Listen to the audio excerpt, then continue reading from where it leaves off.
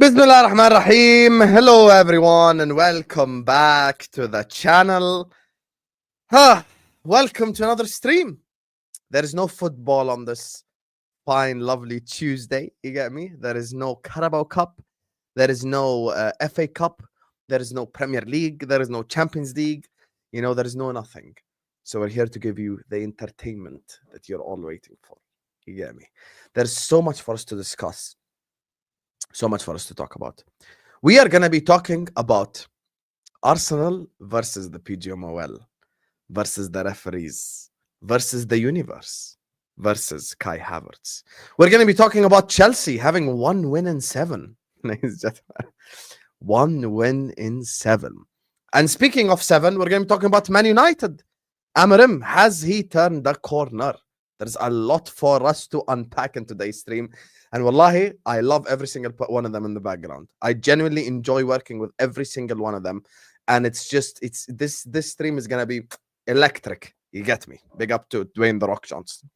Anyway, before we get started, whether you're watching this right now or on the replay, make sure you guys are hitting the like button. Make sure you guys are subscribing.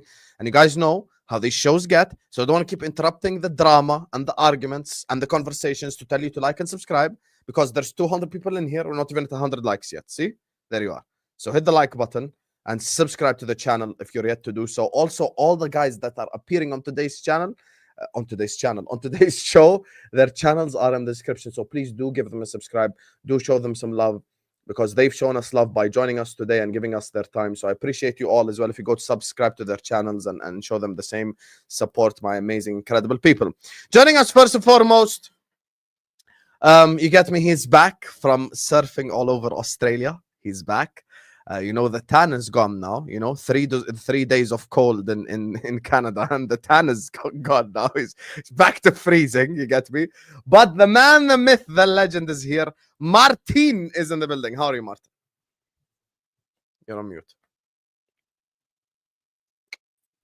Surf's up, dude. I think everyone knew what I was saying anyway with the horns here, but yeah, I got pitted a few times, but yeah, it's only like 3 or 4 surfs I managed to get in 3 weeks. So it was a bit disappointing, but I don't know if anyone really cares. But yeah, good to be back. Thanks for having me. Time zones are better. You guys have talked a lot of smack about my club, but that's fine. I noticed a lot of the group chats are a bit quieter these days. The Spurs fans have disappeared. The Chelsea fans are a lot less organized and they don't have the same message as they used to. But yeah, no, good to be here.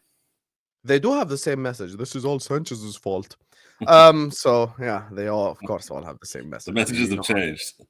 Yeah, they say exactly. Just the message. It went from Poch to Sanchez out. Anyway, it is what it is. You know, surfing is something I don't think I would ever be capable of doing. I respect the fact that you surf because I find it so difficult, like from a balance perspective, like how you actually do it. So fair enough, to be honest with you. I can't envision myself doing that. Fair. Joining us on the channel next, also, you know, an Arsenal fan, you know, because why have one fraud when you can have 2 frauds? You know, this guy is a farmer and a part-time musician as well.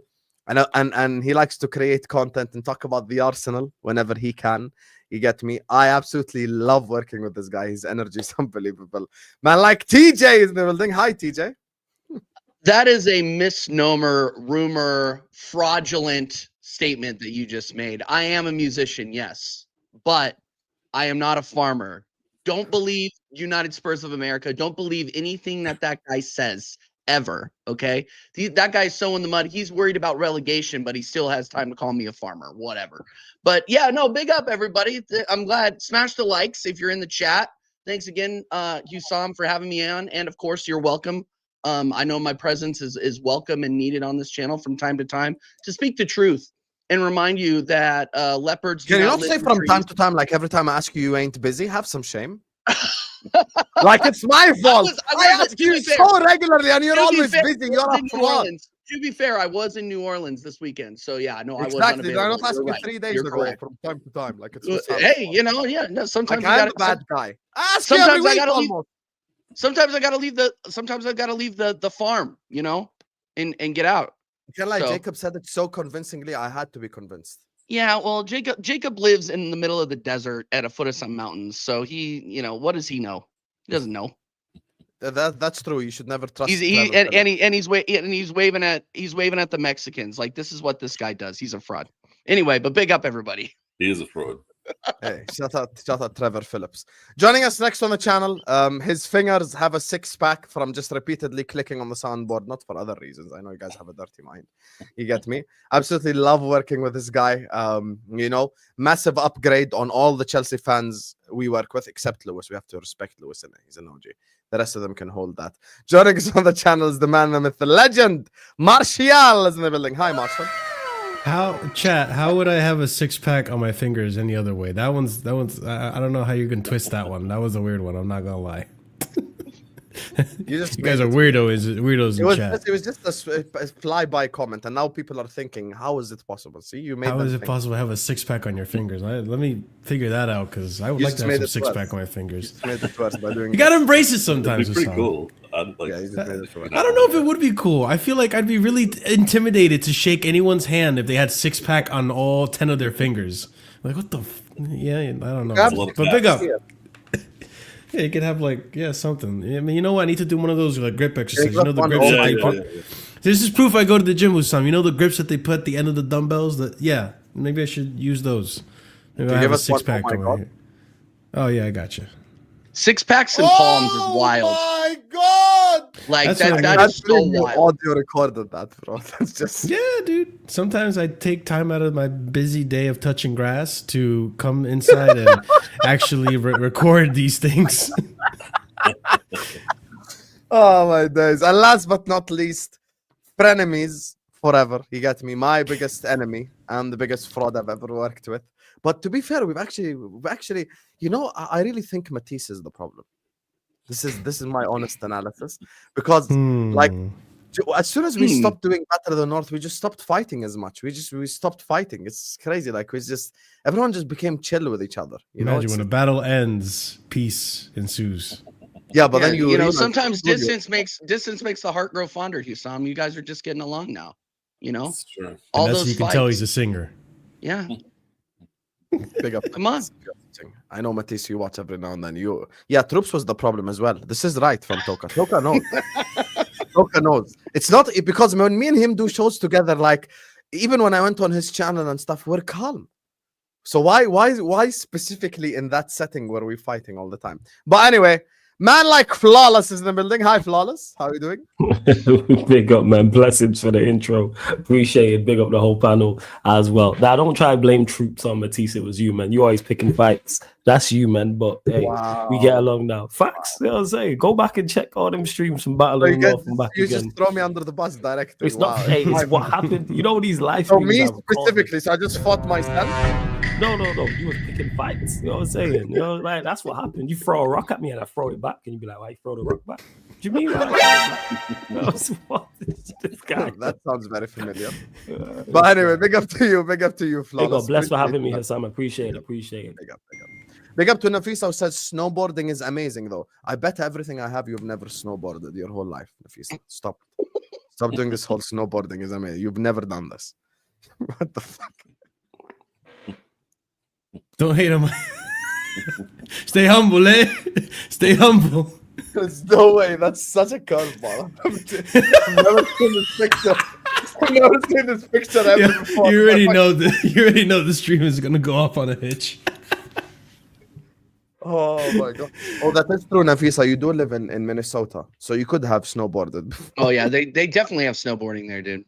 Yeah, fair enough. Definitely. Fair enough. Minnesota. Big up the Timberwolves in it. Anyway, big up to every single one of you guys. Make sure you guys are slapping the like button. Make sure you guys are subscribing. Sarcasm City TV is in the description. Go subscribe. Casually FC is in the description. Go and subscribe. Martin doesn't have a channel, but Saad's Football Corner is in the description. Go subscribe.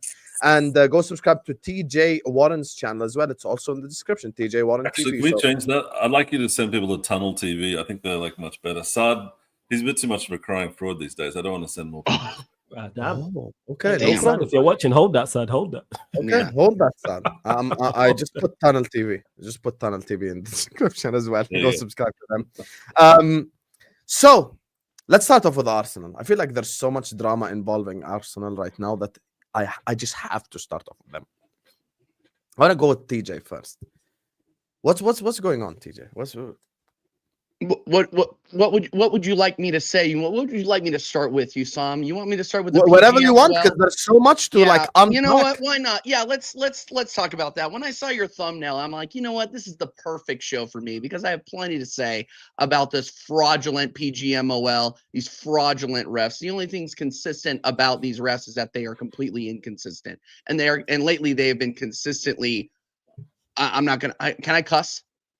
Yeah. They've been consistently fucking us, and except for against Man United. Man United, the refs were on our side. I'm not gonna lie, and we still couldn't get across the line. But that's another. But that's another subject for another day. But I don't know what it is about when Arsenal play Wolves.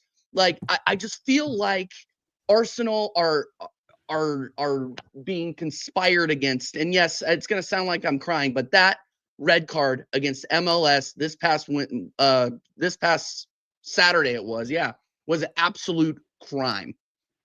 Anybody, Stevie Wonder, Ray Charles, all of them could see that was not a red card. That was not violent conduct. It was absolute sham. And and I bring up against Wolves, we got a red card against Wolves 2 years ago, 2 double yellows against Martinelli. These guys, it was beyond fraudulence. It was beyond corruption, in my opinion. But we were able to actually get past it because Wolves are shit. Wolves are absolute garbage. And they allowed us back into the game and we won. Ricardo Calfiori scored. Our worst left back scored against them. That just shows how fraudulent Wolves are as well. But yeah, I mean, Usam, you as a Liverpool fan should know, you know, you guys cry about PGMOL more than we do, that nothing's realistically going to change. No, we do not. Yes, Have you do. some shame. What are you talking about? No, we don't. No one has talking complained about refs more than your fan base over the last 2-3 seasons. Yeah, right. Stop And you're acting Stop like you're not in the same group We had as I really am one. with Okay. Mike We had Dodd one bad week. crying about We had the one refs. bad week with the Spurs thing. I agree. But then you can't say we complain more than you. Have some shame. Have some shame. Complain more than Arsenal fans. Are you mad? No, you and Mike Doss in particular complain. You said, don't lie. Don't lie to these people. Don't lie to these people. I'm not lying. Flawless, you hate Liverpool more than Arsenal. Who complains more? You're doing your best Flawless impression right now. Well, it wasn't me. Flawless. No, Flawless. He's a United First and fan. foremost, why you say fuck me for, TJ? What's that? Let's Yeah, start. genuinely, Vlogs. Who complains Flawless. more about refs? Arsenal or we've been Liverpool? working together for a year and a half. You should expect this by now. Yeah, I know. No, I'm still just flabbergasted by let it, them but answer, Arsenal let them definitely answer. complain more. Don't- No, the Arsenal fans definitely complain more. Thank 100%. you. Thank About you. us. 100%. Thank you. 100%. That's what I'm Yeah. saying. I think it's a ratio depending on how much you get screwed over. We get screwed over more, so we complain about it more. It's kind of like that. Oh yeah, you get we screwed have the over more. loudest fan base. Like Odegaard playing, yeah, like Yeah, Odegaard bad playing decisions. basketball in Anfield. Hey, like that's the only thing you guys have. Is that Odegaard like the Jota red basketball. card, like the switching music. Odegaard- like the Odegaard handball. looks- The corner in the North London derby, that wasn't a corner. Oh yeah, that was a good one. We got a corner. Yeah, but were they issuing apologies for that? Nah, They they should. should have. No, because it wasn't clear and obvious. They're Well, not very clear good and at that obvious. like whole line thing where the goal line is. They don't have the technology to detect what goes in and out. We remember that from Newcastle. They can't call on offsides correctly, even with all the technology in the world. How do you think they're going to do this? It's just absolutely insane. You really think Flawless doesn't hate Liverpool more? He supports Oh, United. I do. Oh yeah, 100%. Liverpool is his most hated club, bro. What? Yeah. Come on, Nafisa, you're better than this. No, they are 100%. Yeah. I just dislike Arsenal fans more. But as for club, it's Liverpool. Okay, all right. And the referee talk specifically, like it's definitely Arsenal, not us. Well, it just blows my mind still that we are watching the most watched league. This league prints money, but they can't afford cameras up and down the pitch. It's just beyond them to do that. You can't, and they can't hold the referees really responsible. I mean, really, what's going to happen to Michael Oliver after that? Nothing. They don't discipline Michael Oliver. They issue a statement saying, "Please stop abusing our refs." I'm like, what did you expect to happen? What did you expect from all these incels out there on Twitter? Like, don't get me wrong. I don't think you should be going out there threatening the guy's family or threatening him. But if this guy doesn't get disciplined, like, what's even the point? You have the David Coots out there going on PR runs. These guys are completely immune to any sort of punishment. I just think it's absolutely shambolic. And I'm not the only fan base, by the way. And look, even if we had lost, let me finish up real quick, Marshall.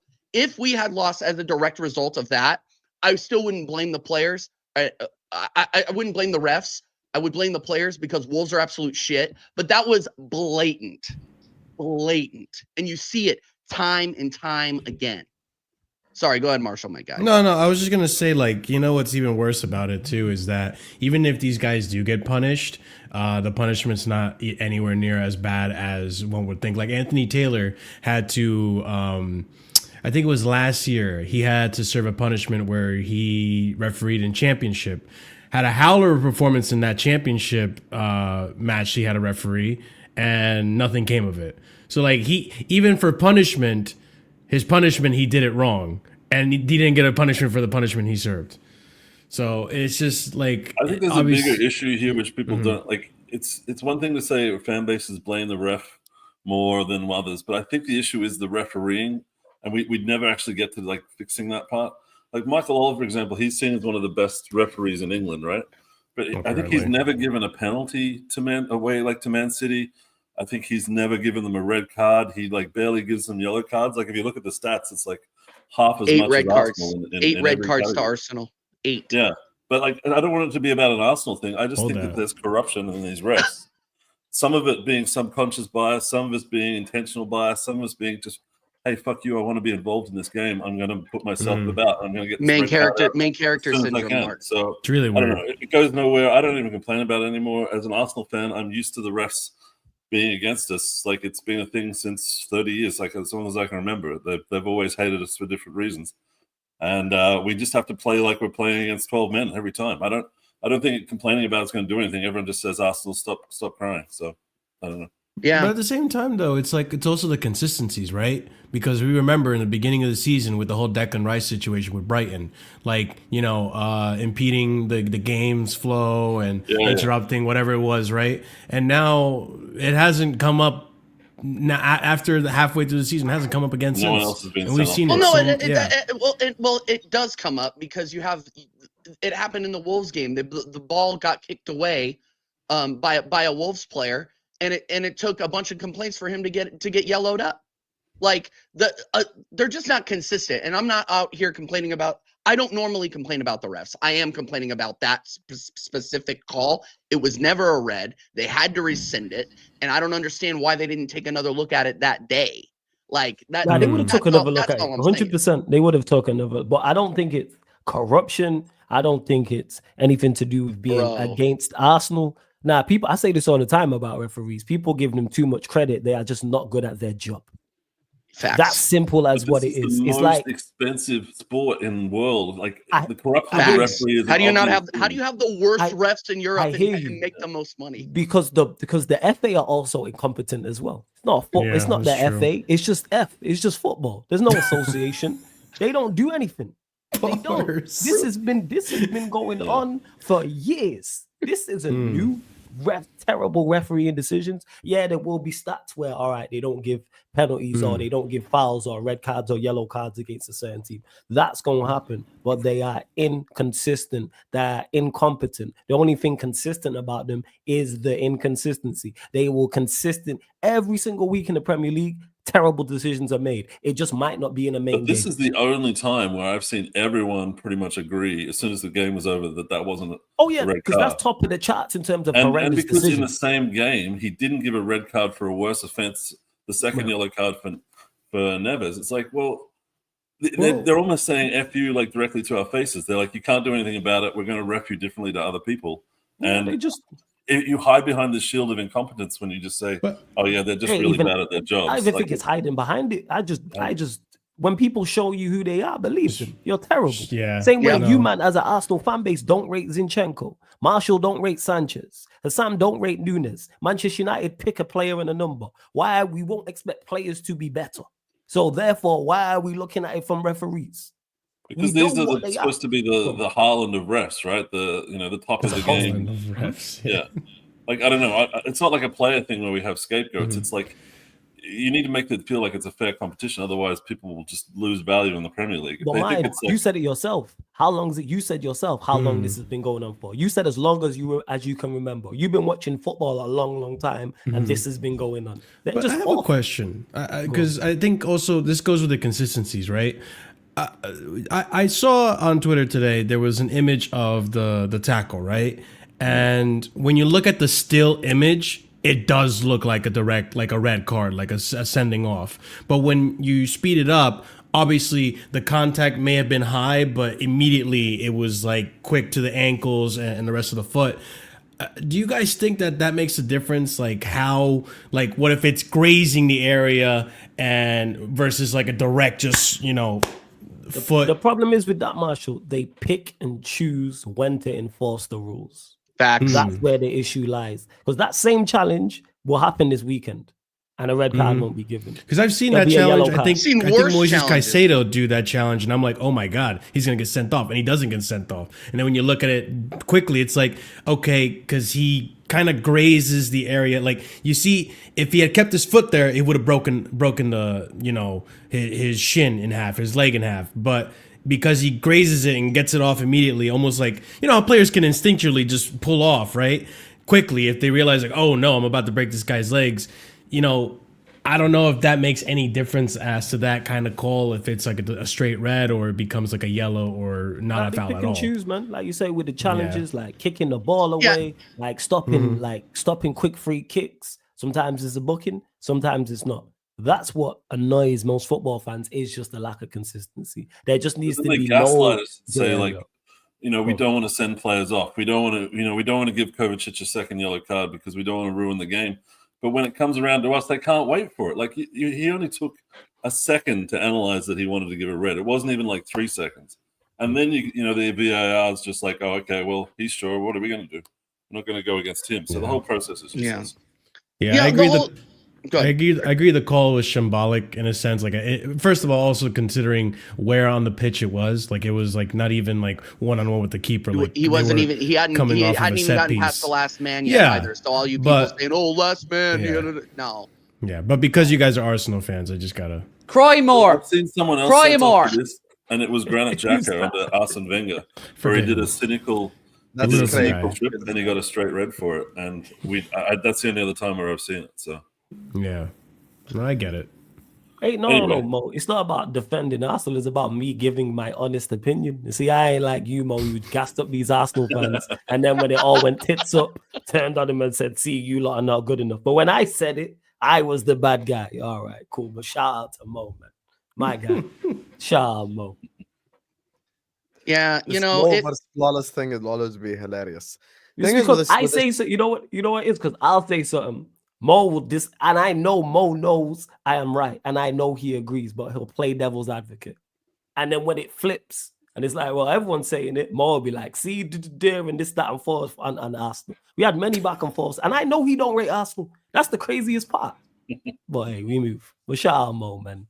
Well, no, and shout out to Flawless for at least being consistent, right? And because there were plenty of Man United fans in the middle of that Arsenal match. My group chats were blowing up, complaining about how the refs were playing for Arsenal. So don't say that we're the only ones that cry. The Devils were doing plenty of crying as well. So don't try to sell that shit. Oh yeah, when we played you like in the FA Cup, the referee was it was shambolic. Don't get me wrong. From a as neutral as I can be against you frauds, like that is as far as I can go.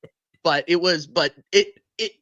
every fan base does it. So don't just try to pin it on Arsenal. Are we loud? Yes, of course we're loud. We're Arsenal Football Club fans. Like if there is a soap to be written or a song to be sang, tears to be cried. I think that's why they do against you lot, because we all get bad decisions against us, whether it's Liverpool, Chelsea, Manchester United, etc. Yeah. But your fan base is just the best with it. When I say the best, I'm talking about from an entertainment perspective.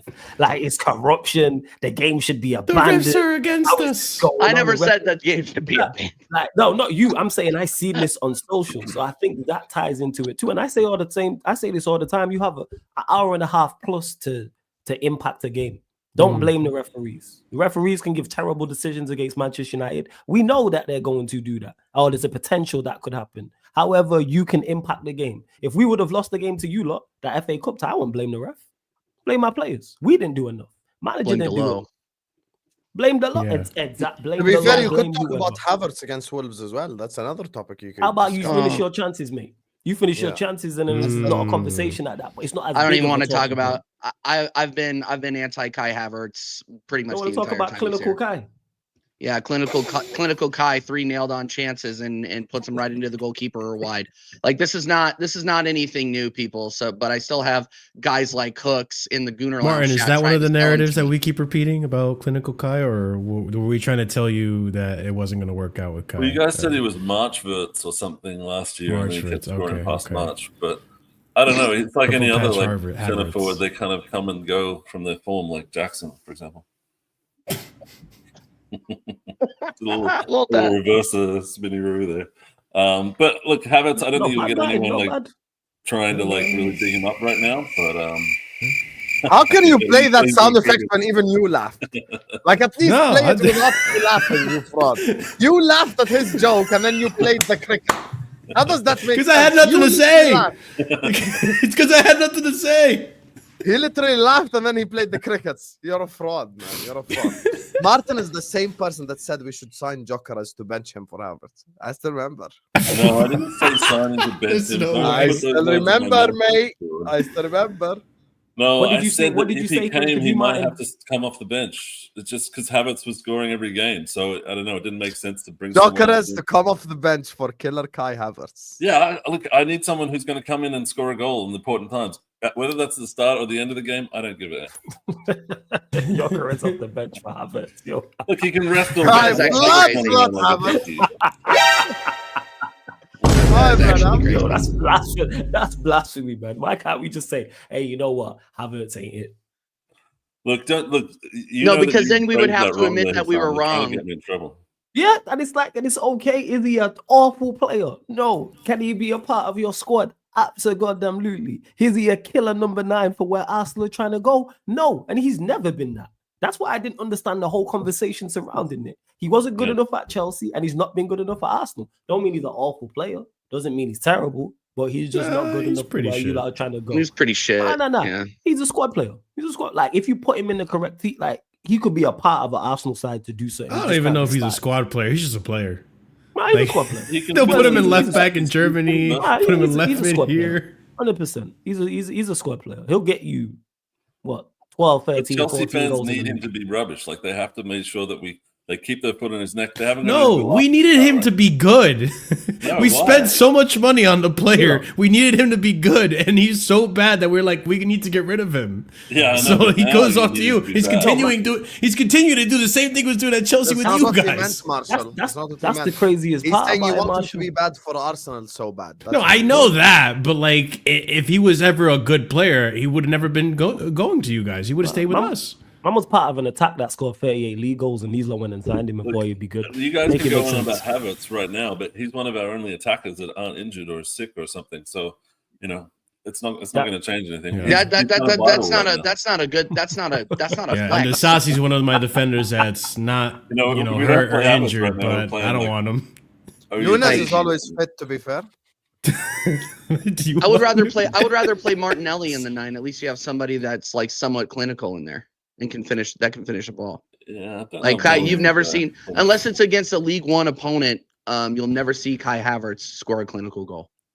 Like that's what's crazy. He's kind of a. I mean, can you agree that he's kind of a tap-in merchant at least? Can we agree on that? Like, he gets I've into called the him a right fraud spaces. as a finisher for like before we had him. He's not able to kick the ball harder than like 5 kilometers an hour. It's like Yes. it's ridiculous to watch. Yeah. But he's a pretty good footballer outside of that, like useful in Premier League terms as an attacker. He actually gets on the ball and creates. What do you link-ups. think his Like, best people position give is? Haaland shit for not doing that, but that's kind of what Havertz does. Man, what do you think is, all jokes aside, what do you think his best position is? 9, 10, 8? It's kind of one of those, like, he has to drift between the wing and Reserves. inside. I don't want him as the guy on the end of the chances, that's for sure. But if it's Right, so breaking you don't want him offside on that, traps right? and running into spaces and all that kind of hype, then yeah. He's pretty See, good like, at that kind of stuff. banter aside, when he was at Chelsea, I always wanted him to be a 10, like as a playmaking 10 that can link up and just, give me easy passes. But like you were saying, like the shots were never like he doesn't have shot power, so he can't really you don't see him score goals outside the box. Pace wise, he has a little bit of pace, but we tried him at right wing at Chelsea, and that was horrendous. So he doesn't have the pace to do that. He can't really dribble past players. Like, it's just I don't know, man. He'll try though, Marshall, too. You see him. I see him more on the right side of the pitch than I do on the central side of the pitch, especially when we're attacking. Like, as an attacker, he's smart in the sense like he knows how to get in the right areas. He knows how to make the right runs. But it's the execution where it's just like you can't finish well. You don't have good technique on your finishing. Can't stay on side. That's another one too. Like, he can't really. He had issues staying on side at Chelsea. He continues to have issues staying on side over at Arsenal. Man, I mean, and he shit houses a lot too as well. You saw what happened with the penalty incident in the FA Cup with United. So he did the amount same. of chances he missed against those shit. Yeah, he did the same thing at Chelsea. So I mean, you're not wrong. There is a player there, but I mean, his best position is just somewhere. Thing At is, the how moment, long it will we looks keep like he's saying got- there is a player there, though? Like, at what point? He's got 18 GA in delivery? 31 games in all comps right now. Like, he's not doing that badly even if this is having a terrible season, he's still like our highest scorer or something, right? Like, Yeah, is he? Yeah, but who And is he that scoring lies those your goals? problem. yes, we Who's know he it's the scoring your problem, goals but, like, against, though, too, Martin? That's like, and I'm not trying to get in a fight with the Arsenal fan here, but who are those goals coming against? Like I just said, like he scored against Bolton. He scored a worldie against Bolton, and that's the only memorable goal I can remember him scoring. Hey man, respect scored against Bolton. Paris Saint-Germain, Monaco, Dinamo Zagreb. Bolton Like, he is no scored longer most of the Sam Champions Allardyce. League ones that he started. Okay, PSG, I'll allow it, but the rest of them, nah. I don't know. I have to go look through the stats. He scored against like Brighton, Wolves, Leicester, Southampton, West Ham, Crystal Palace, Ipswich, Villa. I mean, they're all kind of games where you need to score goals. I think there's other issues than Havertz right now, is what I'm trying to say. Like, Trossard is not delivering the What same are the level other that he issues? Tell me the other issues. I thought Trossard's been Stevens playing is out, well lately. Saka is out. We're not looking like we're signing any replacements to those guys. So we're going into the second half of the season with maybe 4.5 attackers, 3.5 attackers. Like, Waneri's coming back from fitness issues. We've basically got no selection options. Before we had kids, we had Reece Nelson and ESR and Nketiah, and that felt like better than where we are right now, because with these players being out for the whole season, the rest of the season, it's like you have to replace them. So I'm still blindly hoping we're getting someone the next 3 days, because I said it was gross negligence not getting a striker at the start of the season. So not doing it in January is like the next level of negligence. It seems crazy to me. So, Hussam, to answer your question though, I think with Kai Havertz, I don't think we see the player there until he goes back to Germany, to be honest, or maybe leaves the English Premier League. I just don't think he suits the Premier League at all.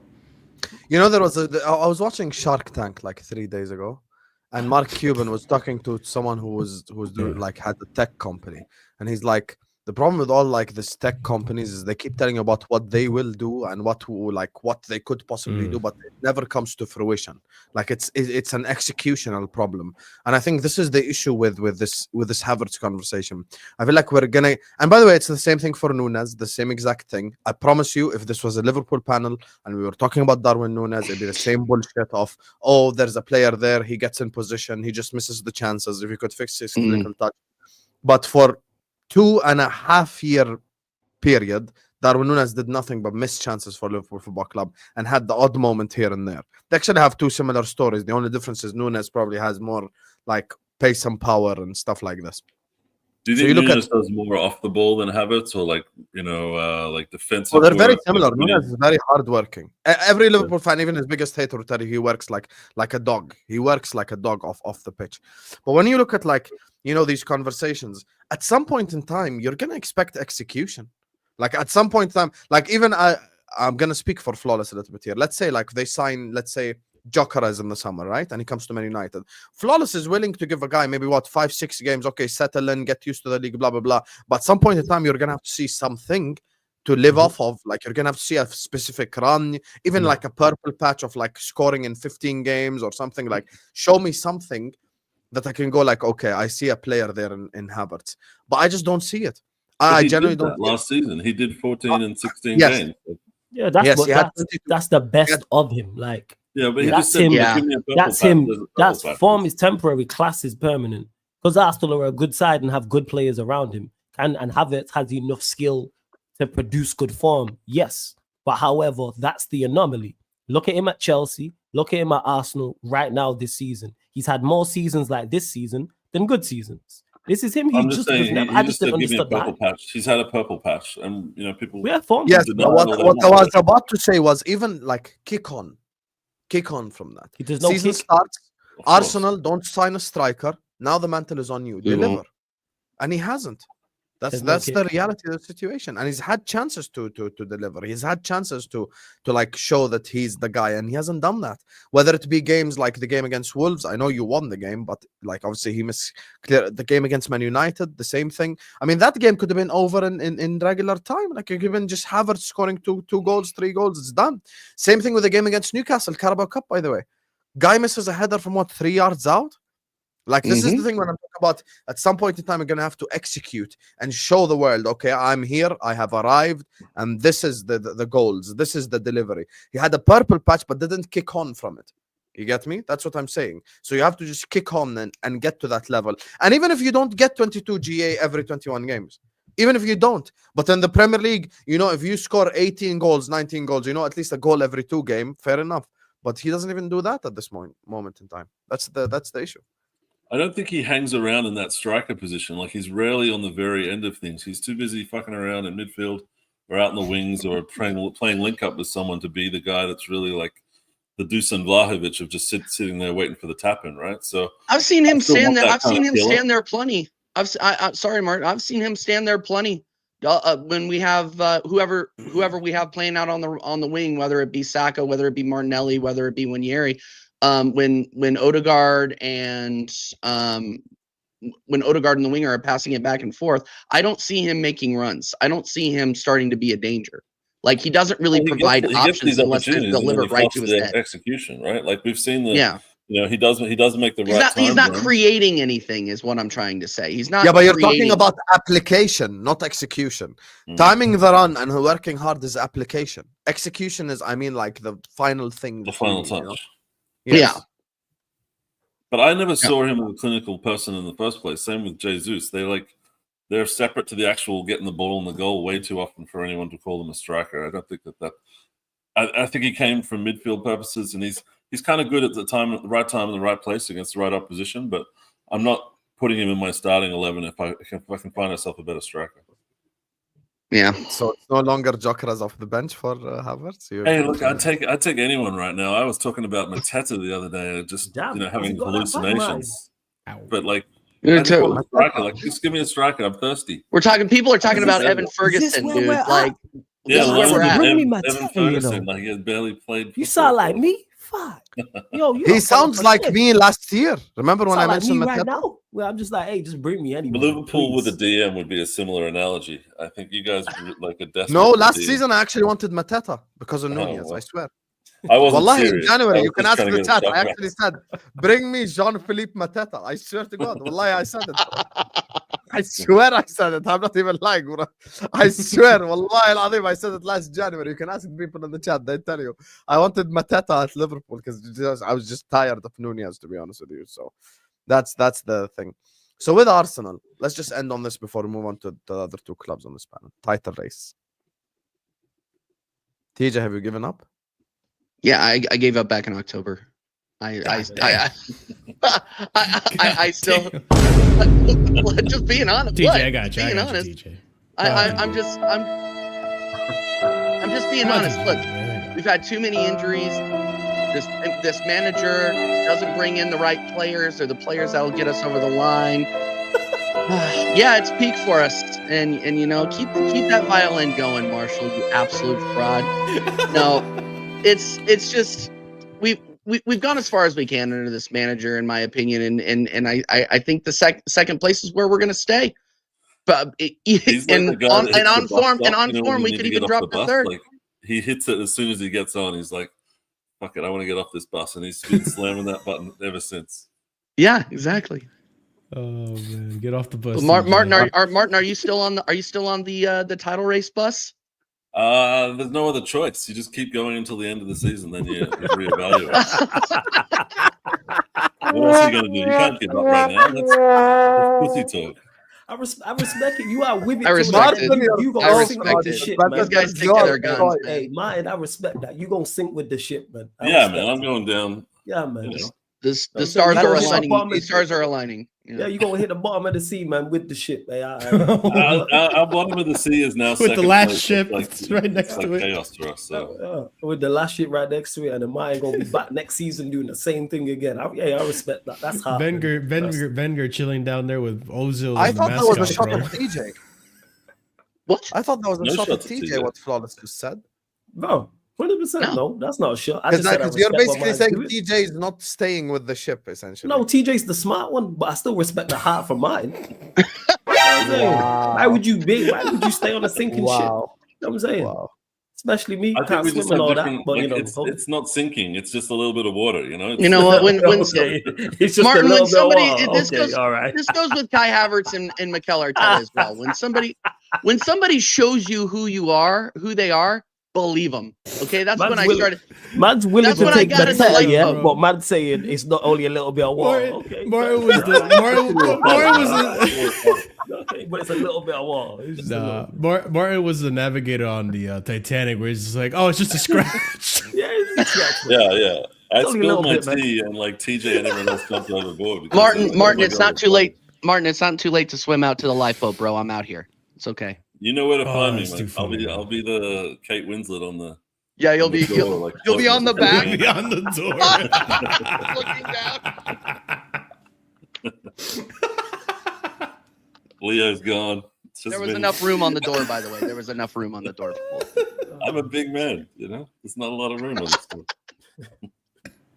So yeah, TJ. so Martin's sending Rose's ass down to the bottom.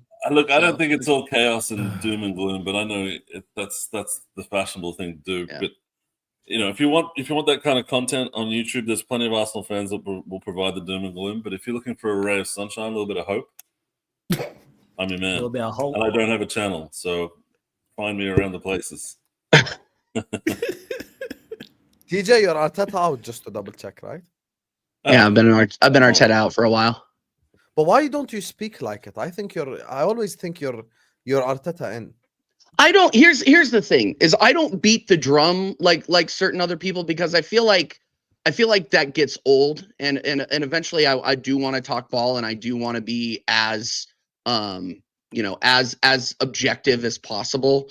But getting second 2 seasons in a row, blowing the lead that we had 2 years ago. I mean, it's just it's unacceptable, especially at this point in the project or whatever. I just think, again, it's not me being on the fence. No, the Royale, that's not at all what it is. It's not all I talk about. That's all I'm saying. It's not all I talk about it. Sometimes Mikel Arteta deserves flowers, sometimes he doesn't. On the regular, on average, he doesn't. He's brought us as far as he can. It's time to bring in somebody that can get us over the line. We have very, very good players in this squad that I think could be utilized better. That's all I'm saying. I think he's the one that gave us those very good players, so I don't think you're really giving credit to And he also gave us a lot of stinkers too. Judge him on those wins and judge him on his losses. To the point you're looking for Mattel. You can't get to where we got to and not like actually have like a greater than 50% good selection to stinker ratio, but I don't really want to get into the weeds on an Arteta and I agree. That's not a conversation you want to start. No. Yeah, it's not Why not? It's a fantastic conversation.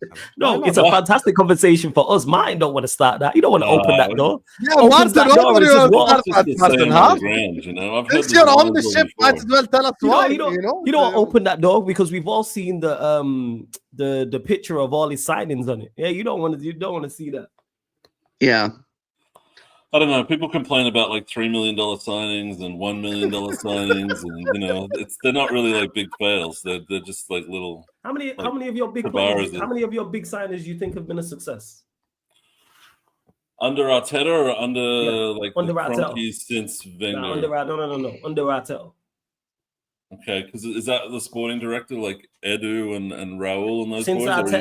Since Arteta was Arsenal Football Club's manager up until now. So from the day he got like Gabriel first, I think Thomas Partey, Odegaard. He made Saka into a right wing from left back. Not signing. No. I'm asking specifically about signing. I'm giving you where he's the value in the team because there's a value to not signing someone if you're trying to develop a youth player. You have to make these conscious decisions. We give him props for Saka to develop someone like Saka, for example. Right? Signings. What signings of his do you think have been a success? I'm still going through them. I guess Ben White's generally a good signing. I think he's been a very good player for us. I think Ramsdale was a good signing for us, and then he wasn't. I think Jesus and Zinchenko were good signings for us to get us to the top 4 level team, but now we've probably outgrown them. So they're not good signings. I think you can be a good signing and then like not, become a legend at the club, but like it's just not a bad signing. Like it was good. It was money. So you think Jesus and Zinchenko have been successes?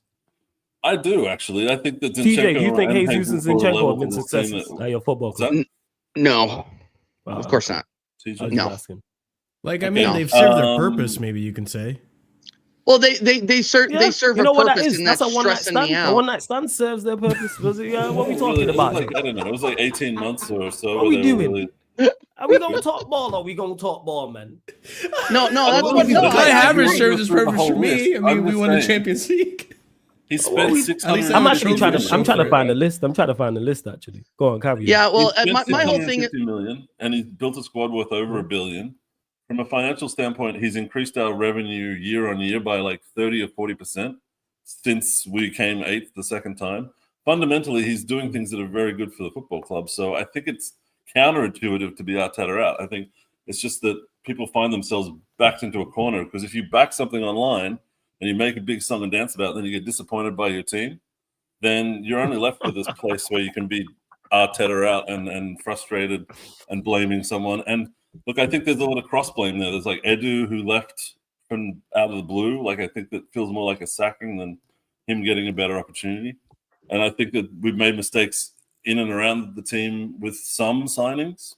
I don't think anyone's perfect, but I think Arteta's got You mean Sambi Lakanga might not have been a good signing? You think Nuno Tavares might not have been a good signing? Well, Nuno Tavares is like not a good signing. I think he's got the most assists in Serie A or something like this season. Like he's not fundamentally a bad player. So he's not good. Right? So he's not good enough for Arsenal in the Premier League. Okay, I think it was just a bit weird. Like I don't think he fit with the vibe. He like licked dogs like on. Yeah, I would say getting yanked in 45 minutes into a game, less than 45 minutes into a game against Championship side Nottingham Forest in an FA Cup game. Yeah, it pretty much shows that you're a flop. Yeah, but $6 million flop is not like an Anthony that doesn't do anything for you, or still a flop, like a Grealish or something like that. This is not like big misses. It's still, even whether it's $6 it's a huge miss. It's still a huge miss. £6 million. Same way we signed Mazarari for 12 million. If he's a flop, he's a flop, even though he's a 12 million flop. Same way we signed Malacia for 12 million. If he's a flop, he's a flop. We're about to sign Dogu. We just got a really expensive flop. That changes the parameters. It changes it, but you are changing the question. Whether you want me to cry about £6 million or like £1 million on run. Because you know why that don't work, Martin. Because if he was a success, you wouldn't be talking about his price tag. If you would be talking about how he developed, how good he is. Martin, you were literally he only cost $6 million, and he's Martin. You were literally just talking about how this manager is good at developing players and increasing the value of these players, and he didn't do that with those players because sometimes the players weren't good enough. Like, how about we talk about $35 million? The $35 million flop in Fabio Vieira, but we're not going to talk about that. We had to send him back to Porto because he showed that he was not ready. This guy has more misses than hits. What about let's Balogun just be real about it. On a free, and we got 40 million for him, or the 25 we got for Nketiah, which looks like daylight robbery. We got paid for Rob Holding. But that's finance. We're not talking about players. That's that we finance.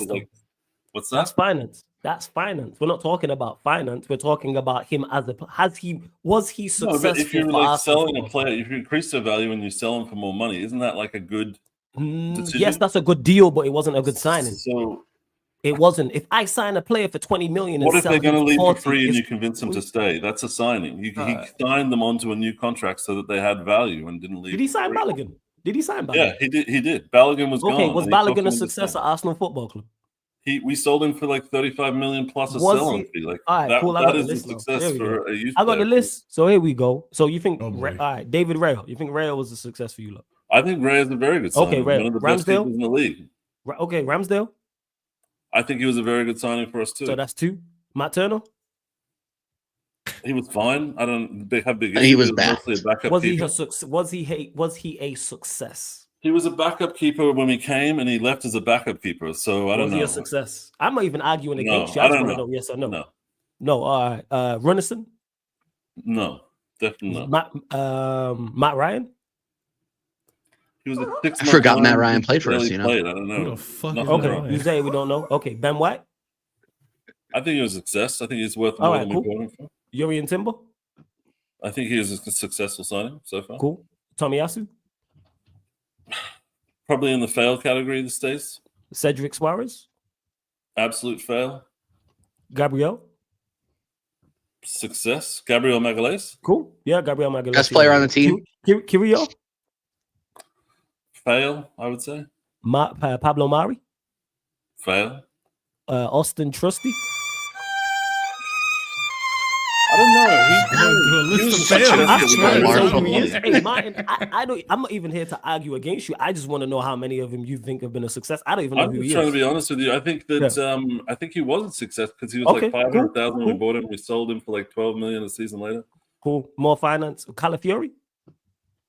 I think he has the potential to be a big success for us. Cool. Zinchenko. Well, you're talking to the one guy that defended Zinchenko in my fan base, so So you think he's success? I think he's a successful signing. Cool. I Nuno think he's a good Tavares. player. Nuno Tavares. Fail. All right. Thomas Partey. I think he's a success if you can ignore Lokonga. accusations. Lokonga. Fail. Jorginho. Success. Declan Rice. Success. Mourinho. Too early to say. I'd say potential. Danny Ceballos. At Arsenal, 100%. Fail. Loan. 100% fail Okay. on. Martin Odegaard. Success. Fabio Vieira. Fail. Willian. Fail, 100% fail. Don't even try it. I'm just asking. I never know with That's a Martin. 2 thumbs down. Marquinhos. Fail. Success. Trossard. Success. Success, but for heading into sure. flop Raheem territory. Sterling. Flop.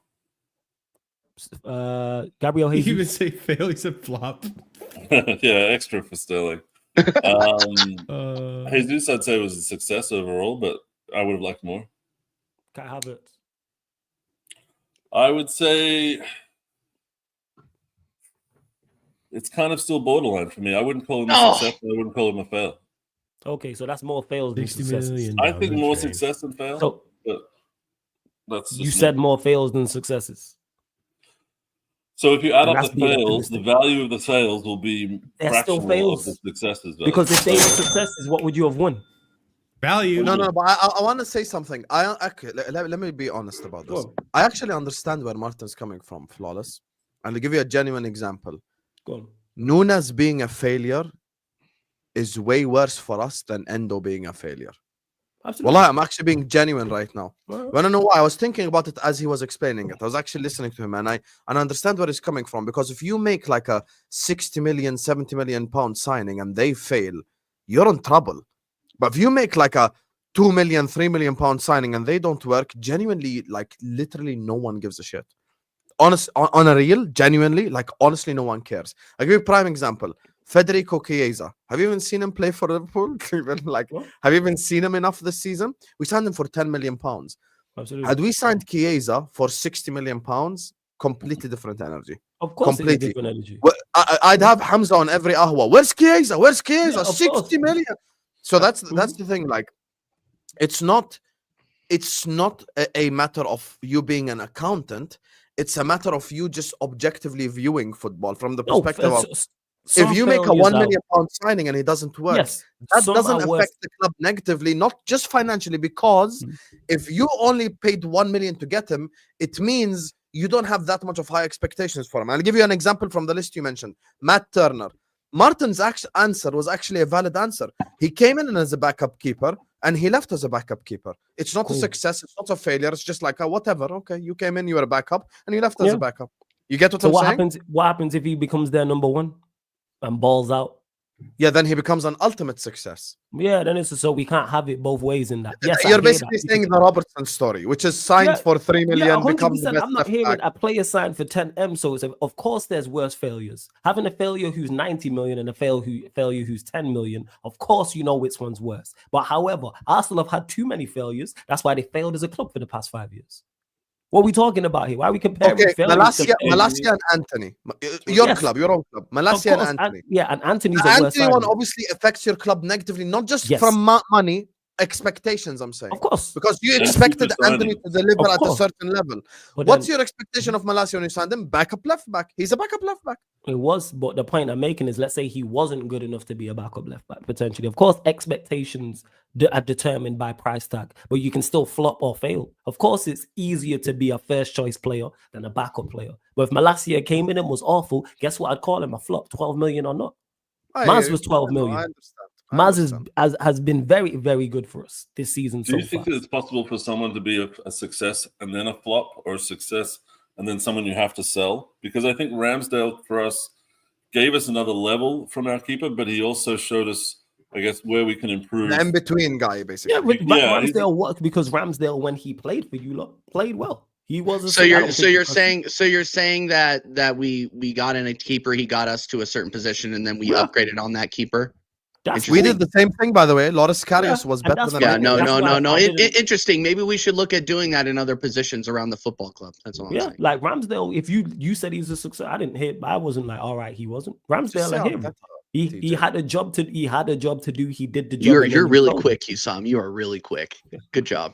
But did you play well, my friend? My point is, did you play well playing for the football club? Did you fulfill what you were supposed to do? 1 million or 100 and did million? we sell him for more money than we paid for him? I think Ramsdale did. If you can do that, then you're doing it right. That's a whole different thing. Because if he played well for your club and then you let him go on a free, he did his job. He did his job for your football club. Like, I feel like one of the reasons why people say Endo's a success at Liverpool because we paid 10 million. He was supposed to be a bench guy. He came in. He's a bench guy. He filled in whenever we need. Yeah, he did his job. Yeah. But like maybe why we question like a Szoboszlai as an example. I know he's been very good recently, but one of the reasons that maybe he got questioned a little bit last season and at the start of this season is he's not living up to expectations, and I think that does come with price tag. Absolutely. That's not accountancy. That increases expectation, of course.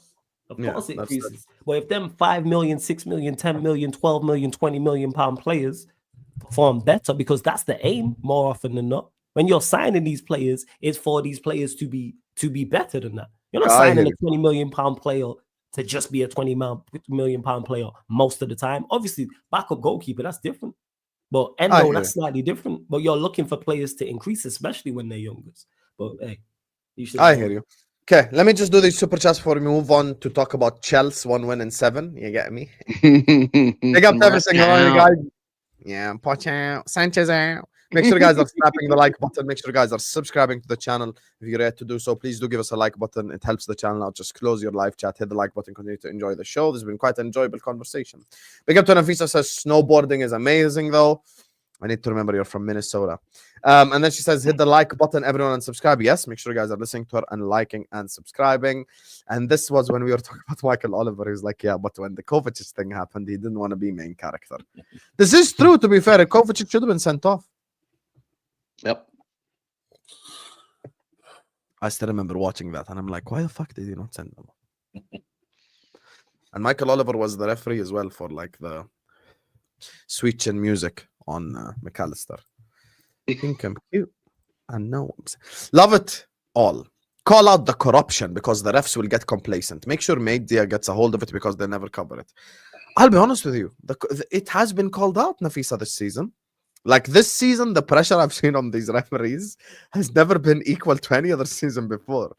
First of all, Klopp started it last year with the whole Spurs thing. After the Spurs incident, this is where you saw like an influx of PJ Morel apologies. But I want to call out something different, and I'm sure everyone on the panel will agree with me, and I speak for them because I know that they will.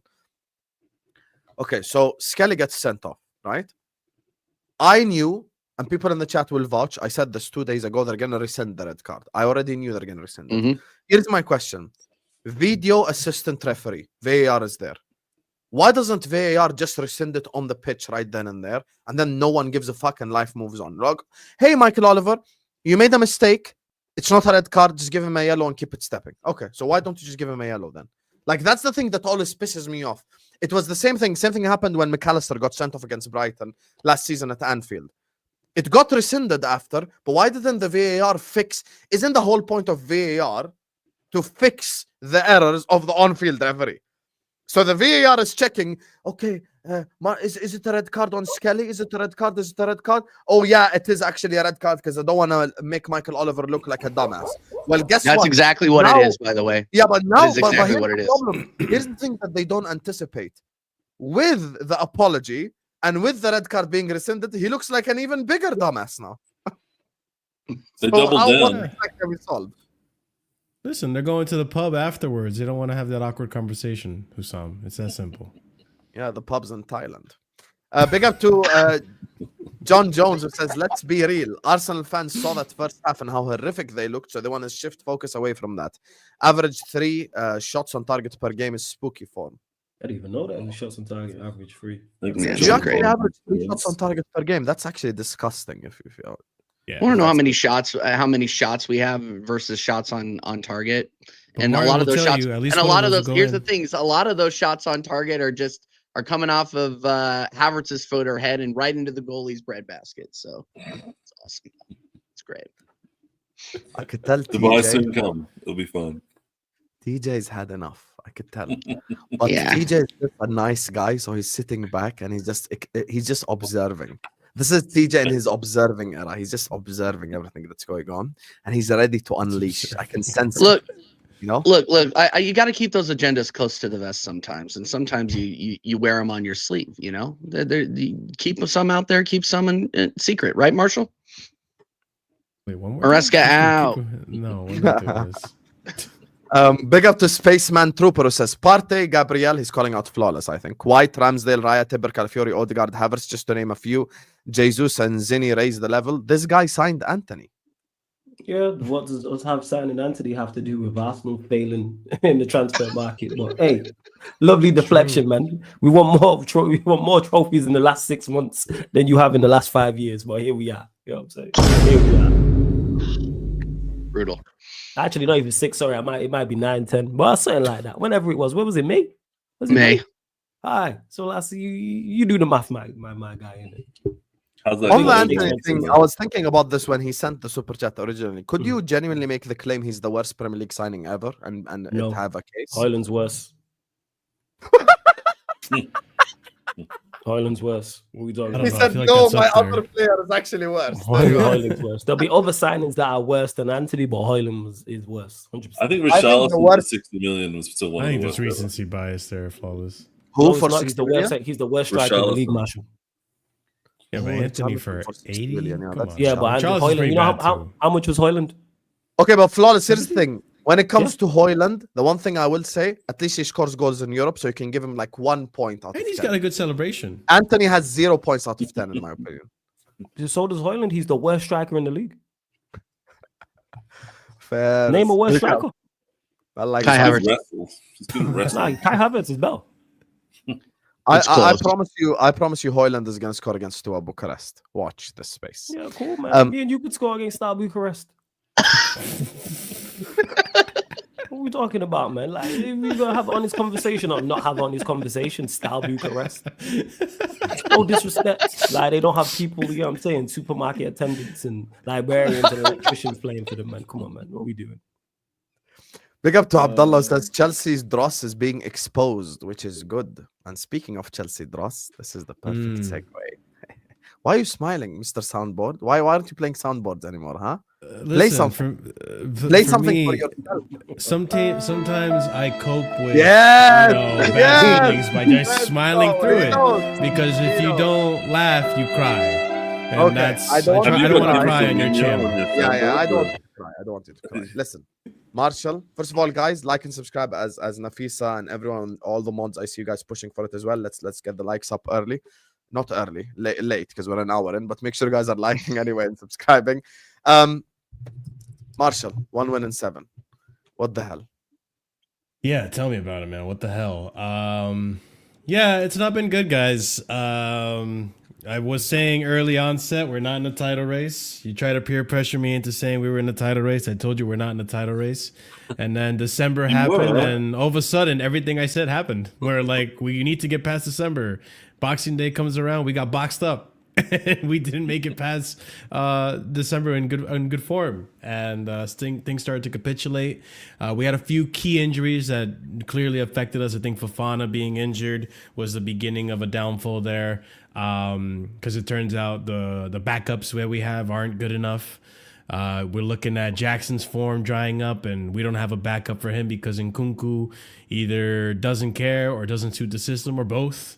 So there's that. Cole Palmer is also just scoring goals and assists, but he's not really doing much to help the team in recent form. Maybe because of his role change. Enzo Maresca is making subs late, so his in-game management's taking a turn for the worse. You have him coming out saying, "Oh, the ownership told me I don't need to get top 4. Top 4 is next season." Now we're looking at, well, this whole time when you're saying we were ahead of schedule, you didn't mean ahead of schedule in terms of a title race. You meant ahead of schedule in terms of top 4, which I think for Chelsea and the standards that we've been through, and the fact that we should have been in top 4 last season, we're way, way behind schedule, but not according to these owners. And then you're looking at the recruitment, the players like, Lavia, also another player that is a good player, but he can't stay fit. So it's, again, like, what are we doing? What are we doing? Like, what? I understand to an extent not, reacting and recalling some of these loanees that we have out there, like a Santos and Strasbourg, who is one of the top midfielders in the French league right now, is having a phenomenal season with Strasbourg. He's getting first team minutes. Ugochukwu, who...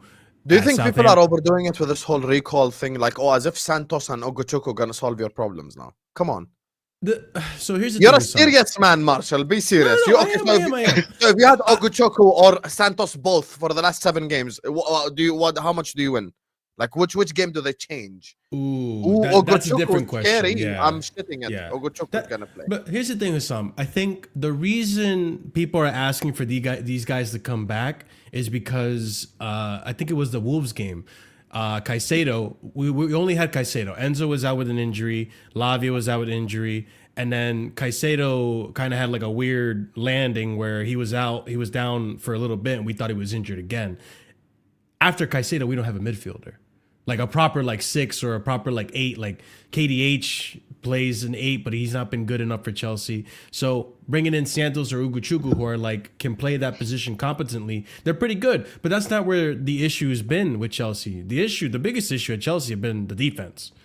Because I know people want to say, "Oh, Jackson's not scoring. Jackson's not this," but you look at Fulham. We were in the lead against Fulham. We lost the lead because our defense couldn't shore up, couldn't keep a clean sheet. We look at Crystal Palace. We were winning against Crystal Palace. We couldn't keep a clean sheet. Ipswich was just capitulation. That was a bad game. What else? Everton, we couldn't score a goal, so you can say maybe the attack there, fine. What other game did we just capitulate? Brentford too, or was it Bournemouth? Bournemouth, sorry. Or was it Brentford? I can't remember anymore because I'm trying not to remember these bad times. Point being is that we don't keep enough clean sheets. Marshall, just before we move on, Martin has to go because he has to go on school run. Big up to you, Martin. Thank you for joining us. Big up, Martin. Always a pleasure, broski. Big up. Yes, sir. I had a question for the Chelsea fans about Poch in the top 6, and what are you happy with for next season? This season to keep Maresca, is it top 5 or? It's as far as I. It as it is. Don't forget about me. Imagine I'm not here. I know I'm your enemy number 1. No, my opinion is that he get top 6 and stay. You know, like at least now. Top six can stay. I didn't Yeah. want that. That wasn't my expectation. That wasn't my expectation. No, you're gonna try to spin it. I knew you were gonna try to do this. Yeah, Martin, you go set me up. I thought we were friends. Good pick up, I thought we Martin. were friends, Martin. That's how I thought we were friends. Martin just dropping a bomb and leaving. I love last it. season and he wanted them gone. Yeah.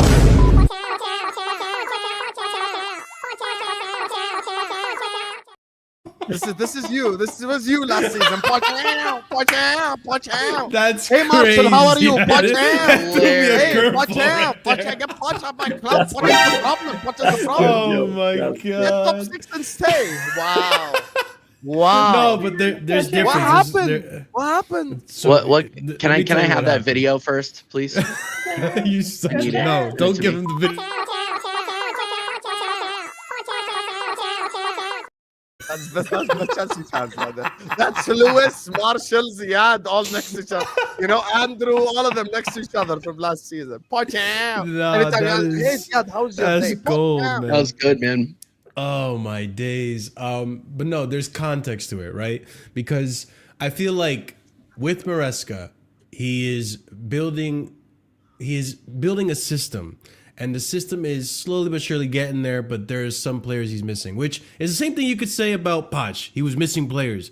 But with Poch, there was no real structure. There was no real, like, you know, this is how we're going to play. This is my style of Oh, football. you think that was a I am structure not- against Fulham? I am not a clown. against Fulham this season?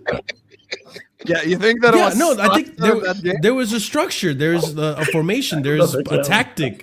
There was tactics. We just capitulated because one, Robert Sanchez did the most complicated pass he needed to, and then the mentality. Because here's one thing. Lately, and Hussam, you're not gonna believe this. As much as I hate Pochettino, lately I've had a bit more sympathy for him because I'm hearing Maresca say the same things Pochettino was saying last season, and that was, the ownership didn't tell me I have to make top 4.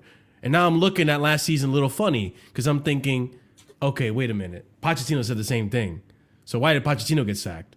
So I'm thinking Pochettino probably got sacked because he started doing things that the directors and the owners didn't want him to do. I didn't want you to drop Robert Sanchez. I want you to play him. He cost me a pretty penny, and I want you to improve him so that I can sell him for more money. And they play Petrovic. Maybe that's why they sacked Poch, because he was not a yes man. And he called out your owners. And you know what? You know what? Poch I'm starting to was think more and right. more. That might be why. Hashtag justice for Mauricio Pochettino. We'll send him back. Maybe. We'll send him back over if you guys want. No, I'm okay. We'll see. Come on, Marshall. He's polluting one of your teams. Don't let him pollute Just your because nation. you put the garbage in the other Don't can let him doesn't pollute mean your you nation. TJ, with all due respect to you and Marshall, Because even you if what? What was the that? manager, even if Pep was the manager of the US national team, you're still not winning anything. So stop it. Please. Stop. Oh, come Calm on, down. you Calm down son. now. Please. Calm down. Please. But Anyway, go ahead, Marshall. I'm not sitting over here shitting on Jordan. Give me a break.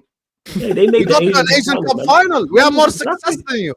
We got to a final. Asian Cup. We win our federation every year. What are you talking about? actually, Wow. You're beat flexing- Panama. you're flexing Wow, you beat federation wins? Panama and Honduras. Do you want to fucking We beat powerhouse Mexico and Canada. You Yeah, you power. shut your Oh, mouth. Canada's a They are powerhouse. powerhouse. They're They are literally. powerhouse. Dude, you know with what Jesse Canada's known Marsh, for? they're pretty We good. beat You know what Jamaica, you can ask Canada's Flores. known for Yeah, Vater games. Oh, you That's shut what up, Canada's yeah? known How for. You gotta about call that? them a powerhouse. This fucking guy. We beat Jamaica. We beat Jamaica 2-1, by the way. Hold that. hurt people flawless. Jordan did. We'd win that shit.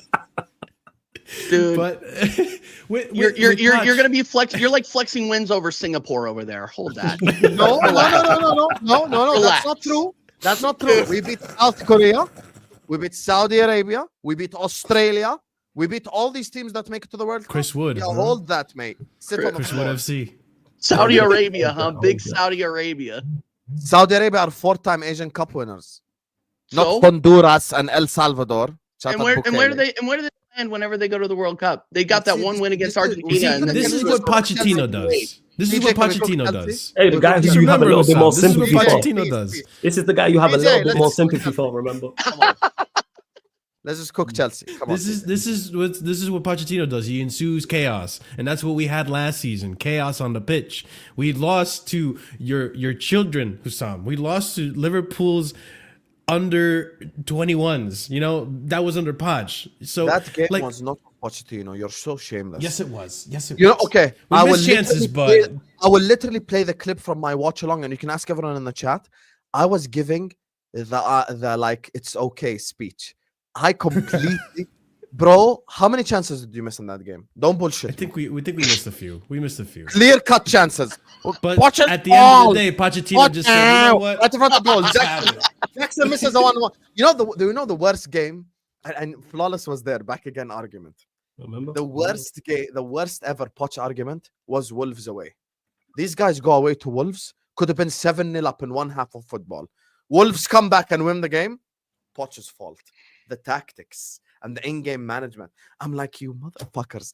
Raheem Sterling right in front of goal like 3 times. Jackson in front of goal like 4 times. Miss. It's the manager's fault. Guys, Yeah. can we be objective?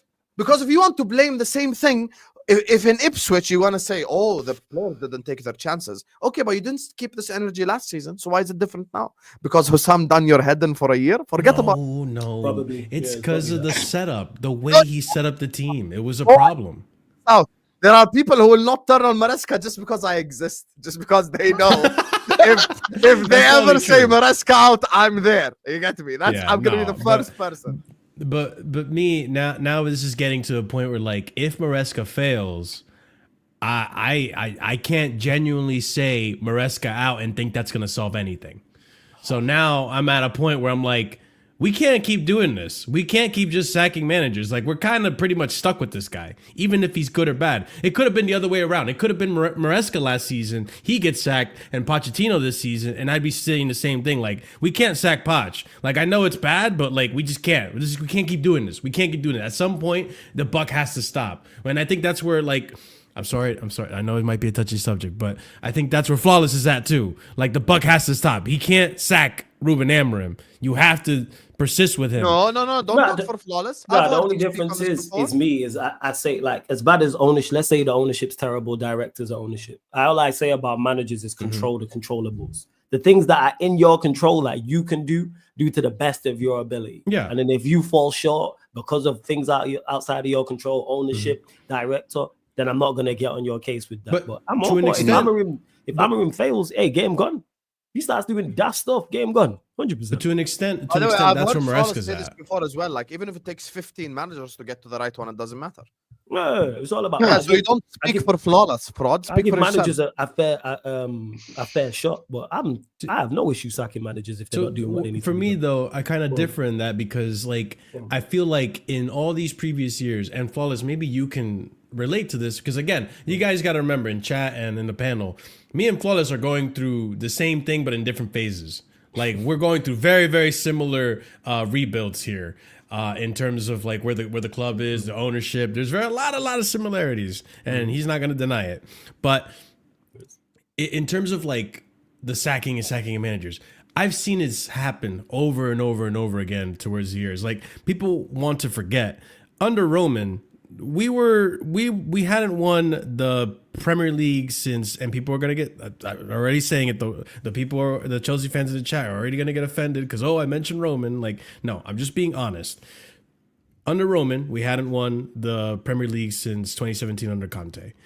It's been a decline slowly but surely with trophies to cover some of the cracks along the way. Similar to how kind of last season went for Flawless with Ten Hag, the season before that. The football was kind of declining as well. Tuchel was not doing so hot. It was slowly getting worse and worse. He eventually got sacked, and we just continued to capitulate. We just plummeted. So at that point, too, you get stuck with players that fit a certain system. Like I have Chilwell that suits Thomas Tuchel's system, but doesn't suit Maresca. It didn't suit Pochettino, which is why you saw Chilwell playing left wing at times and stuff like that. Like it's you start getting stuck with these players that you sign that suit a certain system or a previous manager that don't fit. Like not everyone can have Carlo Ancelotti. Let's just be honest. Not everyone can have an Arne Slot that can make it work with the players he has. There's very few of those type of managers, and I'll admit that. And so it's not like all it's cracked out to be. This isn't EAFC where you can just tell a player to play whatever and he plays it just fine. These are players that actually have profiles and types of systems that benefit from them, and some of them are good at just being all around good players. And over the course, when you start sacking manager over and over again, you get stuck with more of those players. You get stuck with more dead wood. And then that's going to be a problem on the wages. So that's why, I don't think sacking the manager at the end of all this is going to solve anything. If anything, it's going to make it worse. Up until the point where we get relegated. Then at that point, maybe we have to actually consider sacking him. But we're not there. I don't think we're there. I don't think we're going to go there. Relegation is pretty... I think that's a crazy example. You're not that's Spurs. Extreme. That's No, I'm just saying, if it gets to that point... TJ a question about you, Marshall. TJ, you work with Marshall a lot more, consistently than I do. Was he saying this when Chelsea were second? He was keeping them out of the... He was like Lewis. He was keeping them out of the title race conversation. I mentioned December, remember?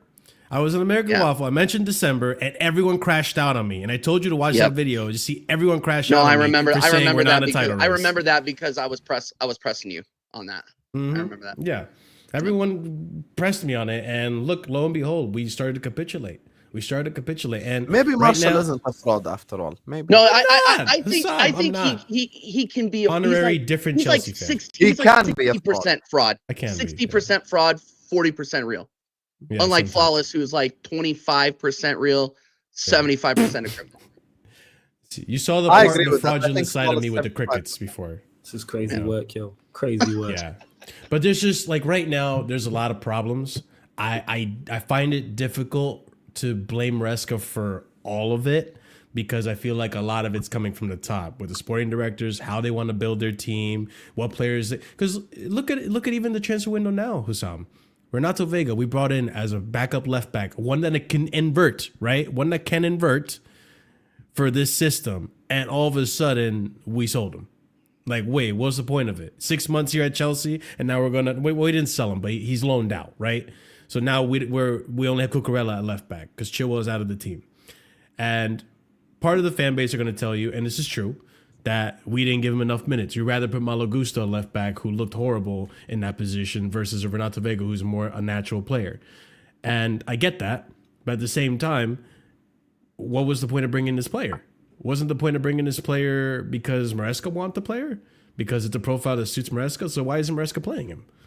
So there's so many questions that I'm just this whole process has been so confusing. One moment you think you get it, and the next moment there's a wrench thrown into it, and it's just okay, well. And you know what you just described?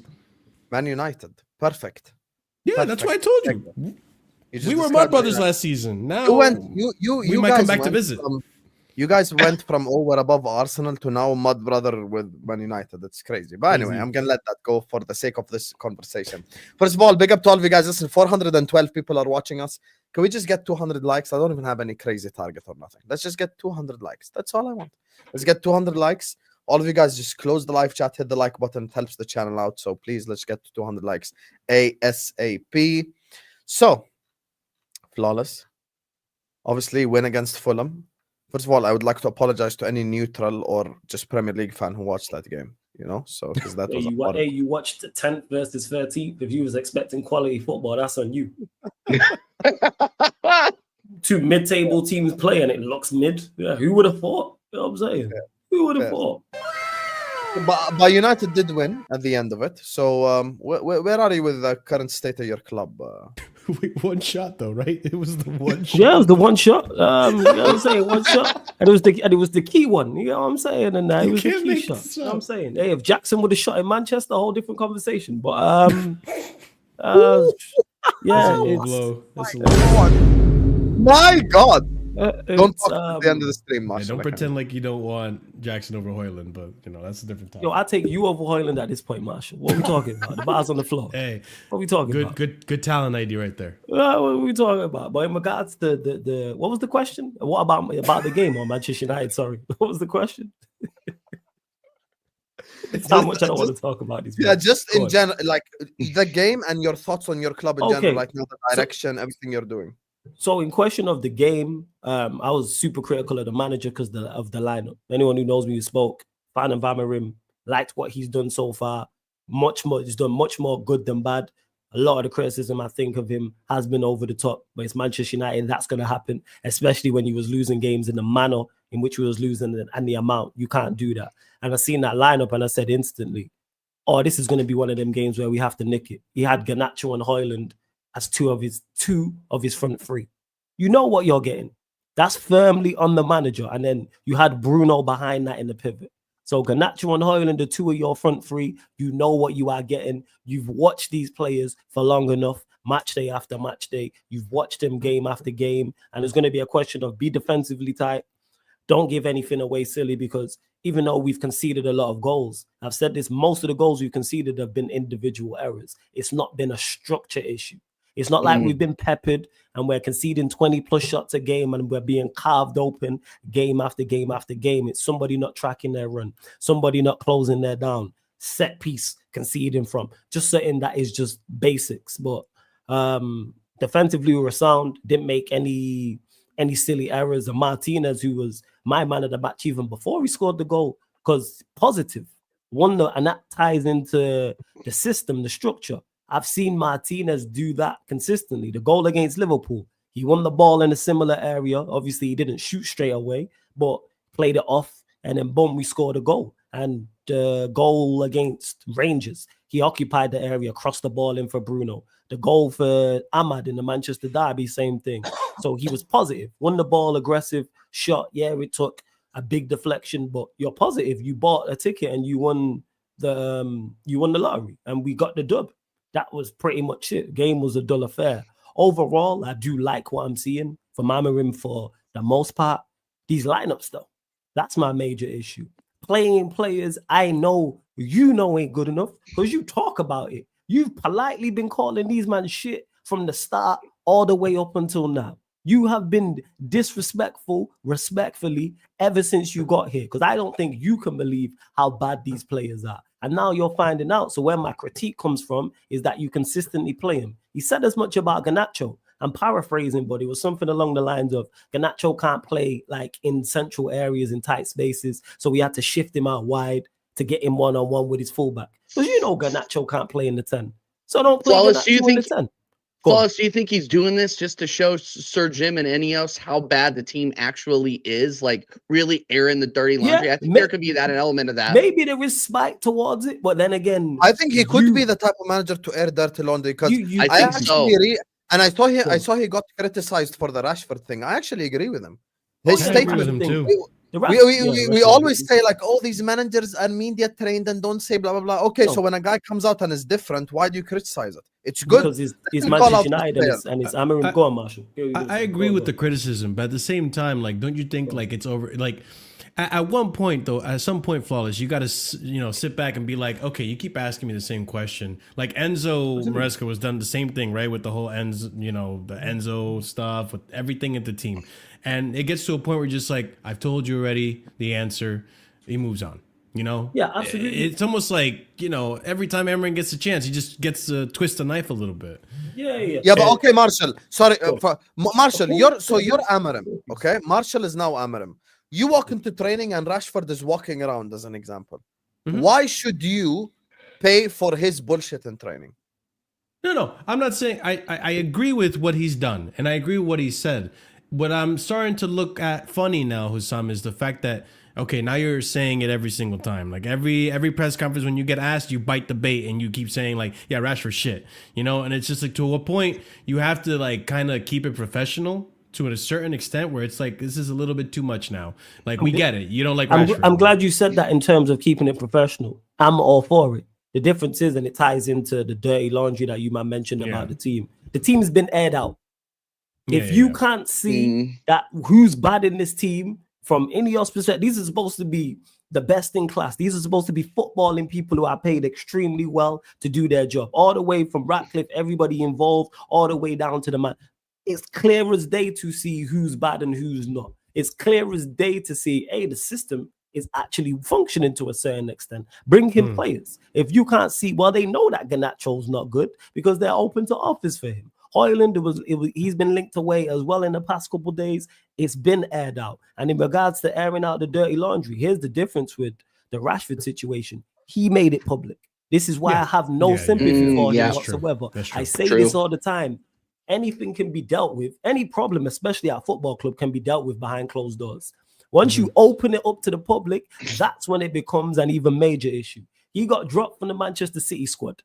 He was the one who came out 2 days later and said, I'm ready to leave. I want a new challenge when I leave, not if. Now you don't get the protection of the manager and the football club when you've said you don't want to be here. You've said you want to go. Cool. Because Garnacho was in the same boat as you. You know what Garnacho did? Didn't say anything.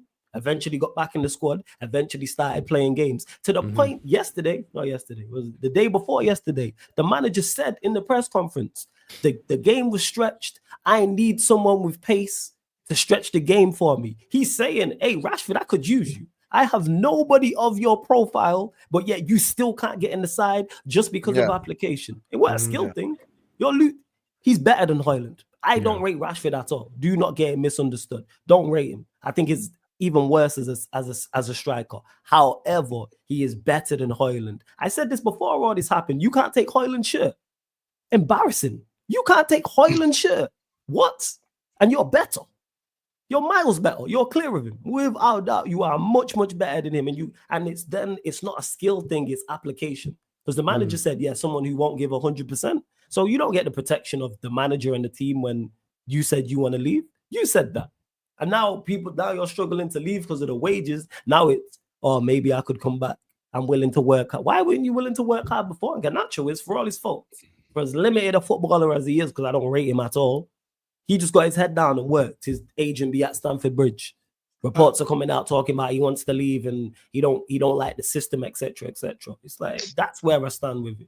But I have a question though, because I heard a United fan speak about it this way, and to an extent, I'm kind of curious if you think it's true.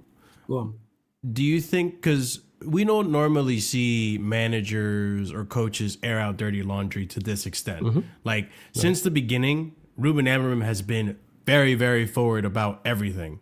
Very forward about everything. Like more forward than how Rangnick was. When Rangnick exposed that you guys needed an open heart surgery, he's been very forward. He even said worst United team in history. Like that's crazy. Other managers get sacked for that kind of statement. The other managers start seeing the writing on the wall. He included himself in it though. That's why I have to give him praise. He said we. Yeah. No, that's very true. Do you think to an extent he's doing this and he's allowed to do all this because, well, like I said right there, he's allowed to. If this wasn't coming from up above, do you think it's this bad? Do you think, Rashford is iced out of the team? What do you mean coming from up above? You think Ineos are telling him to say all this? I have a feeling Ineos are like, listen, we want to sell this player. You do whatever you want in terms of if he plays or not. But I'm looking at it from a completely different perspective. Yeah, me too. This is Ineos's guy. Amorim has really high job security. Yes. Because this is the guy that Ineos sacked Ten Hag for mid-season after not sacking him. You think Amorim knows that too? I think he knows that. Because he knows he's powerful, he's speaking freely. Yeah, I don't think he's playing the lineups that he's playing and flipping tables like he's at a WWE event without like knowing that he has room to do that, dude. Like, no, he was doing up Deadly Boys, tables, ladders, and chairs in the freaking locker room, bro. Love that. And it's fine. Love that. I'm glad that he's breaking I'm glad he's breaking TVs and throwing chairs and flipping tables and that. I'm glad about this. When I heard the news, I was like, brother, you don't have the facilities for that. Literally. I was like, head's got to roll. You know what I'm saying? I was like, and he was looking at the bill like, oh man, the plumbing bill. He's fine. He'll be all right, man. He'll be fine. You know what I'm saying? He got a big bonus, man. At Manchester United, he's good. No wonder they cut the wages, man. Amorim over here breaking shit. He's calm. Yo, shit has to be broken. Club's broken. Shit has to be broken. So I'm glad that he was flipping tables. I'm glad he was breaking TVs and all these things of this nature. That performance was pitiful, and performances have been pitiful. And I know he's giving these men clear instruction of what to do, and they're just not even attempting to do it at times, or the skill set isn't there. So with him speaking freely, that's on Rashford. Like I said, you don't get the protection of the manager and the football club when you've said you don't want to be here. Now, on the flip side, if Rashford didn't say anything, and Amorim comes out and says all this, I'm on Amorim's case. I'm saying you don't air dirty laundry. There's no problem don't let the public know. Rashford let the public know. Same way with the Ten Hag and Sancho situation. That's why I was super critical of Ten Hag, because you made it public knowledge. Now it's an issue. Now it's a bigger talking point. Rashford did. He said it. I want a new challenge. When I leave. These are words that he said. He did say 2 days later. 2 days later, He said it. Amorim didn't say nothing. There was no club statement. You could have easily been in the squad for the next game, but because you got dropped, it's like, all right, I'm out of here. Cool. You don't want to be here. I have no issue. I say this all the time. You don't want to be at Manchester United, leave. No problem with that whatsoever. So if he continues to, hey, you made it public, now play ball. This is on you. Anything Amorim says, I'm with. I don't get why Marshall is so against this. I just don't understand your perspective. I'm not against it.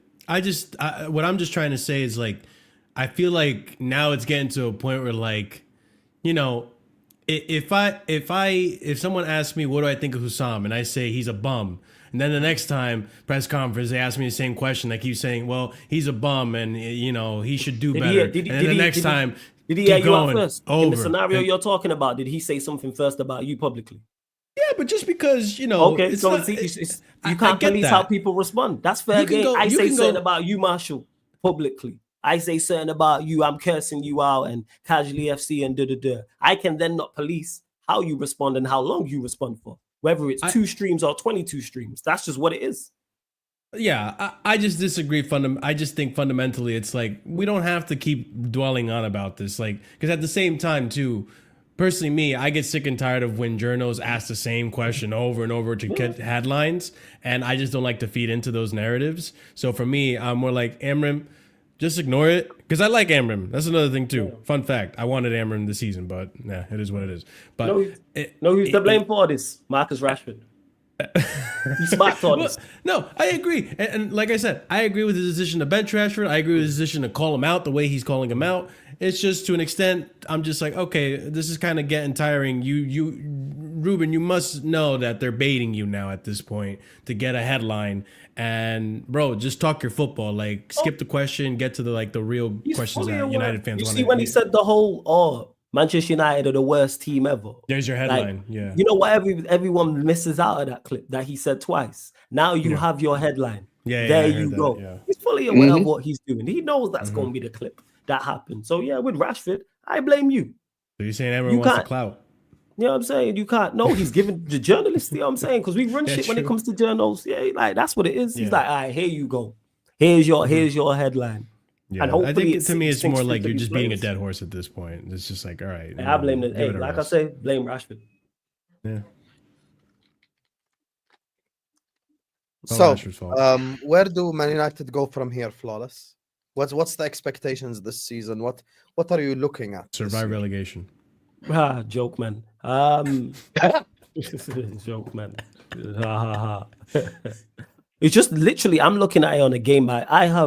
It's not expected game by game basis. That's what I'm looking at. I'm taking it match day by match day. I'm not looking ahead. I'm not looking at where we can finish in the league. Actually, I'm not looking at Europa League, 12th or 13th. No, I'm not looking at. I'm not. But I assume at least you want like a top half finish. Like, come on. No, the thing is, no. Oh yeah, because we haven't spoken, Hassam. After we played Newcastle, that game scarred me. You know what I'm saying? After we got packed in by Newcastle, the manner in which we got packed in, I was like, you say the game scarred you, man. I'm trying to help you. Wow. I've never seen Flawless like this. Like, no, I said it, yes, because I said it. TJ would have heard me say this. Others would have said this. They gave up in that game. People will look at the scoreline and look at the performance and go, oh, it wasn't that bad if you didn't watch it. It's only 2-0. Manchester United have conceded 3, conceded 4, lost games, and all this stuff. They gave up in that game. And that's when I was like, oh, we can no longer scam football anymore. We cannot just commit crimes and still be out here being successful. Because we've been committing crimes for like 12 years and just getting away with it. Every time we got charged with a case, we got away with it. We get a FA Cup, we get a League Cup, Europa League, double, 2nd place, 4th place, 6th. There was always some form of positive. Whereas now, there is no longer no positive. And it's like, I then said, I can no longer trust you lot. I can't look ahead. I'm not looking past any game. I'm not looking at any short-term, medium-term, or even long-term goals. Where we finish in the league, what we can do in the FA Cup, what we can do in the Europa League, etc. Game by game, I'm looking for improvement from everybody, including the manager. We just signed Dorgu. He'll be through the door. See how he fits in. That's where I'm at. So I'm not even looking at the 10th and 11th. There's no difference.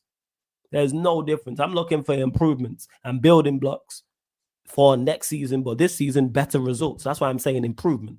We need to improve results. We need to improve team performances, and we need to improve just overall as a collective, including the manager. Everyone has to do better and get better, and then come the end of the season, we'll be fine. That's where I'm at with it. Can't do no long to medium term with these. Yeah, no, that's fair. Can't do no medium term with these jokers. Well, you don't know. But a question in terms of your signings, though, like what signings do you feel right now, at least in the summer, right? Because January you can't really get much done. What signings do you feel in the summer you need to at least get the ball going? You're going to have to start that question. If it were up to Flores, he'd sign 20 new players. Yeah, where to start? Goalkeeper versus can't do that. Yeah. Goalkeeper needed. Left-sided centre-back needed. Central midfielder. Another wing-back alongside Dorgu. 10 and a striker. That's just first. You need 6 positions to at least get the ball rolling. At least, At least if we want to be a serious outfit, now if we get 4 of those and it's fine, then it can improve. But again, I expect Amorim to still improve. I realize Marshall has hella questions for Man United. What's your reaction if you sign Garnacho then? Me? Yes. He's all for it, man. You got the backdrop ready, man. No, I don't see the vision. I need to go to the doctors if I don't see the vision. Whatever. Unfortunately, clearly don't agree with you, mate. So, all these questions. No. Nacho. Stop. He's thought about this all my days. He has the care package, the PR package ready for Chelsea. It's fantastic. This is ridiculous. No, I the questions from Flawless. I personally, I'm gonna keep it real, right? I just said this on a show. Keeping it real? Came out today. I thought we had this discussion how I'm not a fraud, and now you're back to calling me a fraud. That discussion just went over your head, didn't it? So with Garnacho, I don't like his attitude. I think the attitude stinks, and the fact that fans don't want him, that's already like it's bro. Imagine they don't want you before you get here. Imagine when you get here. It's just not a good signing for him personally, as well as for Chelsea. Well, that I'll get to that part, and the fee. I just don't think he's worth the 70 million euros or pounds that United are asking for. I think that's outrageous. Maybe 40. You lot are waiting until deadline day to get him for cheaper, which I think is smart on your part. Maybe. I'm saying you get him for 40 M's, man. Listen, I personally, Flawless, you may disagree. I personally don't like his form in front of goal. I think he's horrible at scoring goals. He misses some sitters. Yeah, this is going to be really good. Yeah, go on. But I feel like there is a decent player there. And the United tax is heavy. Yes. No. The United tax. Don't do this, dude. Don't listen. do Listen. The United tax Marshall, is. I stand with you. The United tax. Of course, you stand with me, man. I'm not looking at you for solace, bro. This guy is so useless. Don't do this. No. You sound exactly like Arsenal fans when they got Havertz, and you sound exactly like United fans who wanted Mount. Listen, when he comes to Chelsea, I will support him and back him, just like Lewis will. So will I, man. So will I. I know you will. Just like a lot of Chelsea fans probably will, that are rational. Like, let's see what he does in this system. We've been wrong about signings before with Duran, with Samu, and all that stuff. This guy, bro. I can't wait till we do another US watch. I'm going to be relentless, bro. But with Garnacho, I think the United tax could be a factor. You see, Jadon Sancho came to Chelsea. He looks a lot better than when he was in United. You look at McTominay, man's first place in Serie A right now. You look at Fred at Fenerbahce. He's been doing decently. Lukaku. We don't talk about Lukaku. Then we look at. Why don't you talk about Lukaku? Doesn't suit your narrative? I don't know who that is. I don't know who Lukaku is anymore. Then you look at De Gea, how he's turned his career around. Like a lot of these United players I give him leave United. 3 games for Marshall to tell. Maybe. Marshall, can I ask you a question? I'm trying to be reasonable about it. Can I ask you a serious question? So am I. Marshall, serious question. How many games have you watched Garnacho play this season? I've seen like maybe 2 or 3. Yeah.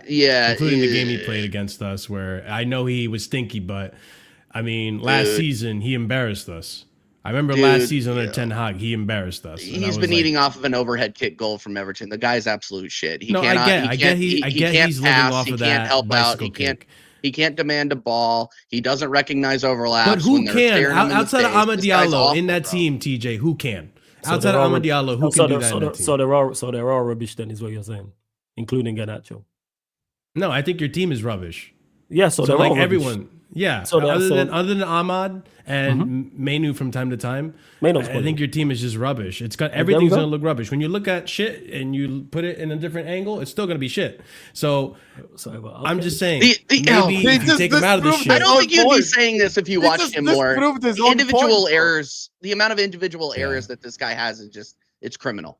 It's There's absolutely. just Listen, to I've seen clarify, how he's there's lost no- possession too. Marshall, no I'll tell you United- something. He's only 20. no- That's the other There's, thing no, too. there's only Marshall, 20. That's I'll enough. give you potential. honest advice. Honest advice as a content creator and as a brother. You get me. Do not do this to yourself. Nah, do Because it, I don't want the player. I'm just do, trying man. to be. He's 20 Do not years do old, this. potential, raw, Manchester United tax. Look at McTominay, look at Lukaku, look at Fred, look at De Gea, even though it took him 2 years to get a club. I hear Wan-Bissaka. your point. Write all this I hear down your so you point, can use it Wan-Bissaka. against me later. Yeah, Exactly. I'm just here to help you, man. Wan-Bissaka's in You're one of the vertical. few Chelsea No, fans you're I not. like, No, man. you're You know what I'm saying? You're one of the few Chelsea fans that I actually like. So I'm here for you, man. I hear Fair all enough. this. I'm telling you One now. of the few Telling United fans everyone I now, like too, he's of rubbish. course. There's no United tax. He's rubbish. I He's hear you. rubbish. Excels at nothing. Technically excels at nothing. Yeah, you're probably Physically right. excels at nothing. Marshall, They don't even know gaslight It's a yourself. gamble. Don't. It's Yeah, a it's a gamble great for guy. sure. I don't Big want up the to- player. I'd sell him for but 20 it's a M's. gamble. Marshall, trust me, don't do this. LFC Sai says, easy win for LFC. FSG out. Snow Bunny Slayer flawless. Dogo is a good signing. But I think Felix is a better signing for United than Nkunku. I think he means Chelsea. Big up Super Duper Mikel. I like it. You just included everyone in a super chat. Appreciate you. You know? big All up of us. LFC. Give to you, Sai. FSG out. Snow Bunny Slayer. Dogo's a good signing. Felix is better than Nkunku. And he said big up Mikel as well. So He said covered that. all of his bases. Good for him. That was a good, very inclusive. big up to Emmanuel, who says, Hussam, guess who's the referee for Everton and Liverpool? Michael Oliver. Oh. Is it? Oh, yeah. We need an Everton penalty. Hey. Bullshit, man. Some nonsense. I got you. Why are too, you laughing? Hussam. You were crying corruption in the Arsenal segment. Yeah, I know. I'm laughing at you because you have to deal with it. Also, it's okay if others get corruption, Yeah, but so- Oh, it's okay if you absolutely. get it. Absolutely, dude. Of course. Yeah. See how they move? Who do you think? That's Who why do you think I? Who do This you is think why I am? Flawless said you're the fan base that cries about refs the most. This is exactly why. Dude, I never cry about fan base except for today, or referees except for today. I promise you've cried about refs before. I've never cried about refs. Never ever. Go back and watch it. There's Not I have- even I have Brighton, 200 not even Man I City. have almost 100 episodes of American Idiots. I have all these shows with Flawless, American Waffle. I've never complained about refs until today. Fair. I'll take your word for it. Fair enough. Okay, well, you see, I'm a man of honor. You saw him. I'm a man of honor. Don't Oh, worry. man of No, honor. don't overdo it. Man of honor. Man of fucking honor. You're doing too man much. of honor. I'm a man. Let's just Shut stop up, at man. that. This We guy, said I we'll don't take your word for it. Don't overdo it. Yeah. Though. Anyway, Yeah. on that note, big up to every single one of you guys. This has been a very fun show. Did we actually hit 200 likes? Well, you're frauds if we didn't hit 200 likes. We did. Sarcasm City TV is in the description. Go subscribe. Casual FC is in the description. Go subscribe. We have hit 200 likes. Thank you, guys. TJ Warren TV is in the description. Go subscribe. Go subscribe to Tunnel TV as well. Apparently, because Saad is a fraud. Yeah, big up to all you guys. Big up to everyone who's shown us love. I'm going to be back tomorrow, inshallah, for Liverpool versus PSV and Ahwa later. And we have a lot of streams as well coming Thursday, Friday, etc., etc. Like the video, subscribe. And this stream is going to take you over to Footy Judge Mo, who's doing a solo stream. How can we piss off Mo? I want to piss him off. I want his veins to start popping. I don't know out. where we're in the Milan in the league. Inter, aren't they first? Let me check. Where are they? I thought it was McTominay and Napoli. You know. Yeah, got them on Napoli the yeah, cover. first. Inter right behind them. They're second. Yeah. They're second. Oh, But they have a game in it's- hand. Have they lost? I don't know. Maybe they lost to someone or something. Saying in the Milan. United tax, man. It weighs heavy. Yeah, man, it does. It weighs heavy on Garnacho. So how it's seeming that blue of the Chelsea, man. Garnacho. Just spam Forza Juve in his chat. Let's go. He hates Juventus more than AC Milan. Spam Forza Juve in his chat. He gets me. Spam Forza. No. Doka, trust me, I've spoken to him. He completely hates Juventus a lot more than. Oh, they play next week. Okay, if they play next week, Forza Milan. Let's go. Forza Spam Milan. Yes, Forza Milan in his chat. Let's go. Watch his veins pop and everything. Love you all and see you guys tomorrow, inshallah. Peace out. Big up.